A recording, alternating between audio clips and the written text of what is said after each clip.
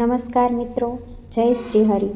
આજે આપણે જાણીશું માર્ગશીર્ષ સુદ છઠ પર્વ, તુલસી માતાની પૂજા અને હળદરવાળું પાણીનો ચમત્કારિક સંબંધ. આ માસની છઠ તિથિ સંતાન રક્ષણ, ઘર શાંતિ અને સમૃદ્ધિ માટે અત્યંત શુભ મનાય છે.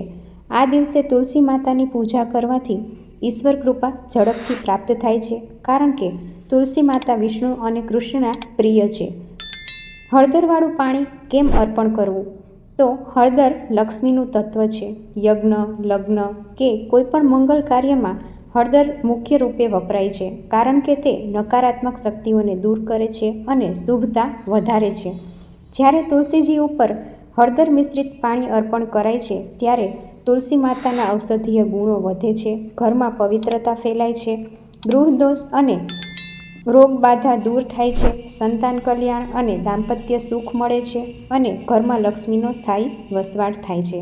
આ ત્રિપાવન સંયોગ માર્ગશીર્ષ સુદ છઠ, એમાં તુલસી અને હળદર જે જીવનમાં ભક્તિ, આરોગ્ય અને સમૃદ્ધિના દ્વાર ખોલી દે છે. મિત્રો, આજે તમે પણ તુલસી માતાની પૂજા કરો, હળદરવાળું પાણી અર્પણ કરો અને જીવનમાં દિવ્ય પરિવર્તનનો અનુભવ કરો. જય તુલસી માતા, જય શ્રી હરિ. જો આપને આ વિડીયો ગમ્યો હોય તો આ ચેનલને લાઈક, શેર અને સબસ્ક્રાઈબ કરો અને આગળ આ વિડીયોને શેર કરો. જય માતાજી, જય શ્રી કૃષ્ણ મિત્રો.